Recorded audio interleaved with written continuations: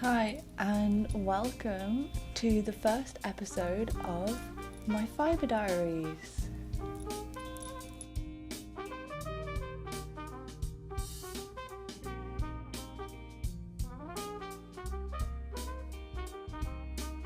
I'm currently in the process of learning how to spin my own yarn. Yay! And honestly, I'm loving every single second of it. It has been one of my absolute favourite things to do. I love choosing the colours and seeing how they're gonna blend and merge together, especially with scrap yarn spinning. Some colours can appear so unexpectedly and it's just like, wow, I wouldn't have put you two together, but here we are, it looks great. Seeing them appear without any control really and letting it be has really helped me with the whole colour theory thing, which has been kind of my downfall. Putting it into practice has really given me the confidence with like colour and choosing colour palettes. Not only that, I've really enjoyed the process of making yarn from scratch, especially with the scrap yarn. Making a new material from old waste materials is so cool. Like, I'm a zero waste kind of crafter, so scrap yarn spinning definitely ticks all the boxes for me. But yeah, I thought I'd do like a little rundown of my spinning journey so far and show off the yarns that I've made so far, which are kind of small. They're not huge amounts of yarn, but they're still yarn, and that's all that matters to me. Here is my little spinning basket that keeps all my things together. That's how a basket works. But yes, I started off this journey like most fibre artists I've seen these days who are starting out with scrap yarn spinning. I used dog brushes. More specifically, one dog brush that is quite sharp, and the other was actually a small animal brush that I used for my rabbits, which they hated. So yeah, the two of these actually worked quite well together, and I have a few more of these ones and they didn't really work as well together as much as these two. I don't know why. This one's got like capped bristles and this one doesn't. So I don't know if that played any part in it. But yeah, dog brushes. And this worked for a while. They were still quite slow and hard work. It took a lot of effort. This is my first drop spindle. It arrived in the post broken, so that was a great start. The whirl was loose from the shaft, but I just fixed that with some elastic bands at the top and the bottom. It can still move though, so that's a bit annoying, but at least it's not just doing 360s whilst I'm trying to spin. With the dog brushes and the broken drop spindle, I made these super cute yarn samples, I should say, really. So it all started out with so these two yarns were my first yarns, and they're both very short single strands.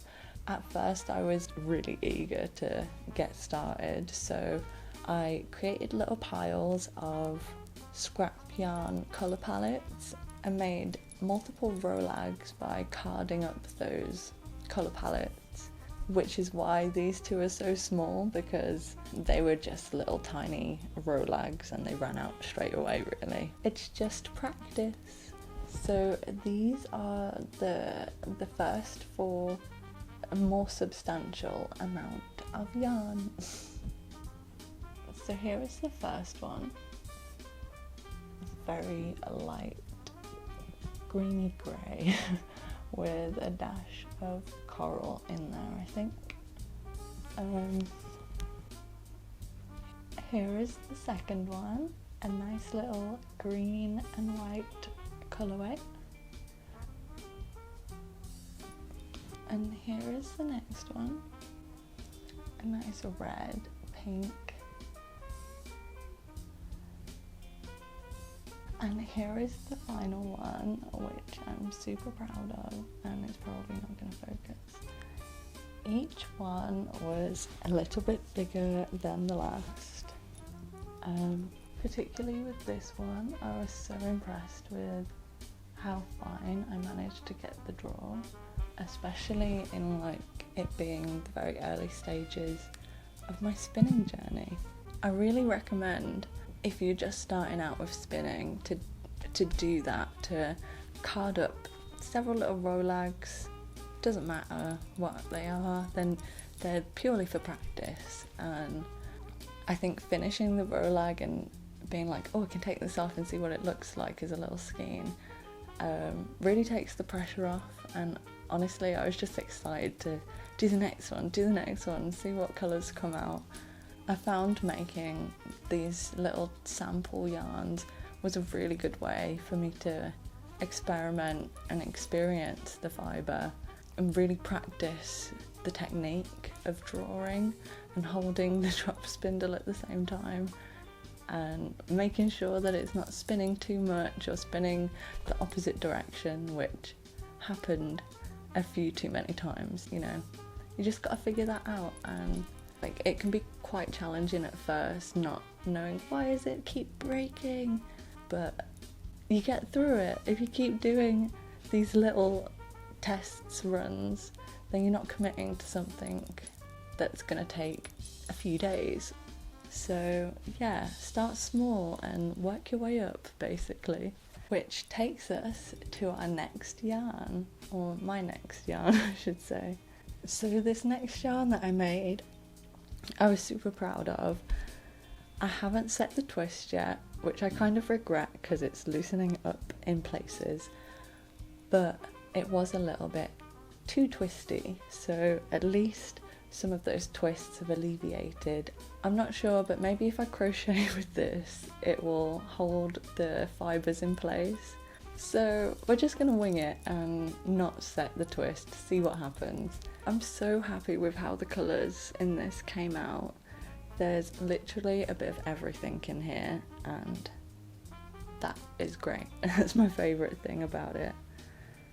And even though the colour selection of the scrap yarn was quite random, I sort of prevented the muddiness by spinning the scrap yarn alongside a strand of pure white merino fibre.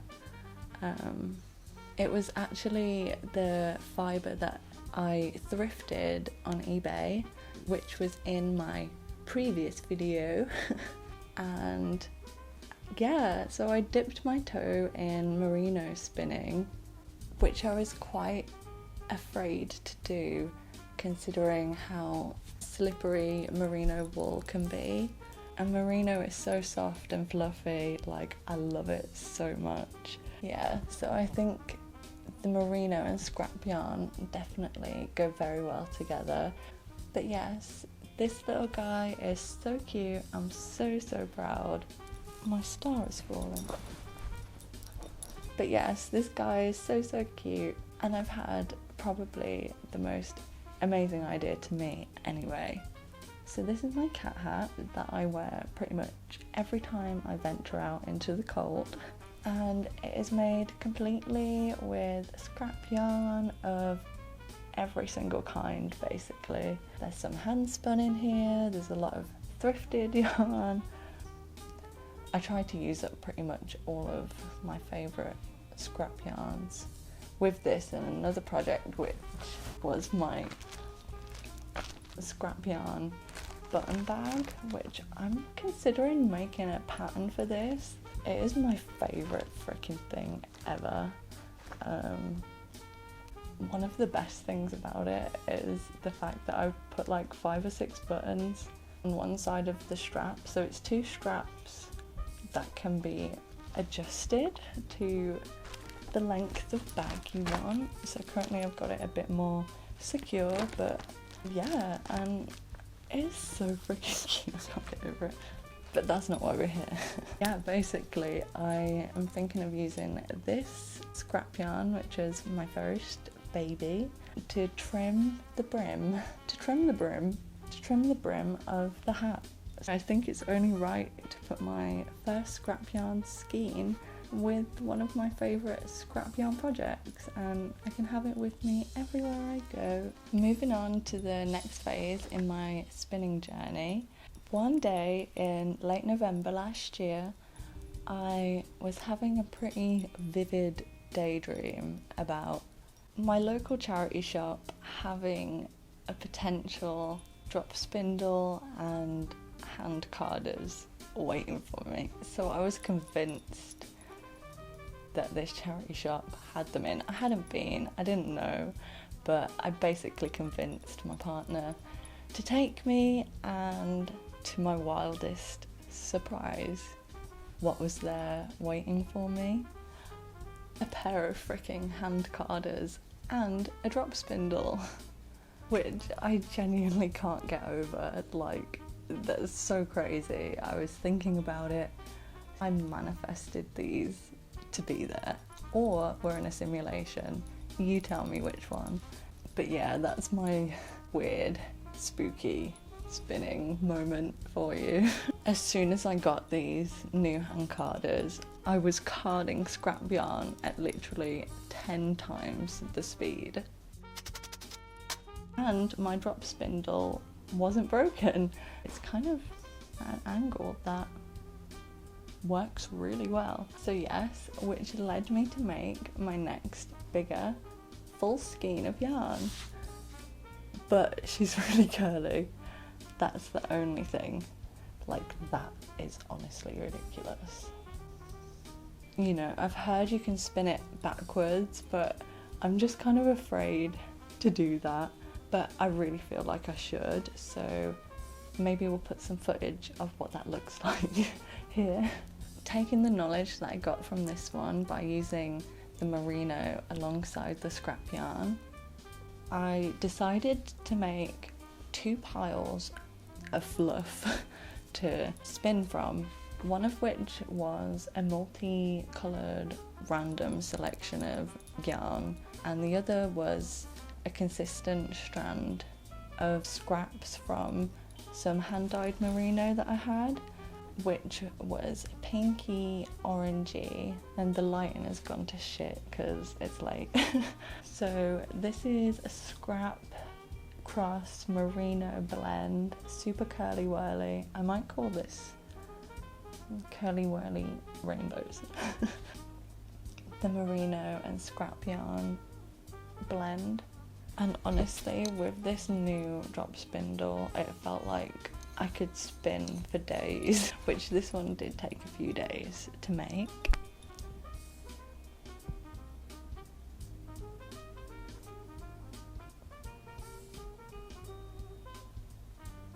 So I kind of wanted to take the really rainbow scrapness. So I decided to spin my next yarn as a complete scrap with no merino alongside it. So I chose a green, pink and yellow colour palette for this one, and it still has the leader yarn. I've been able to get such a finer draw from the scrap fibre. I just love this entire process and I really want to get stuck into it. And for this yarn, I have filmed the process of making her. So yeah, let's go back in time and see how she was made. Let's go.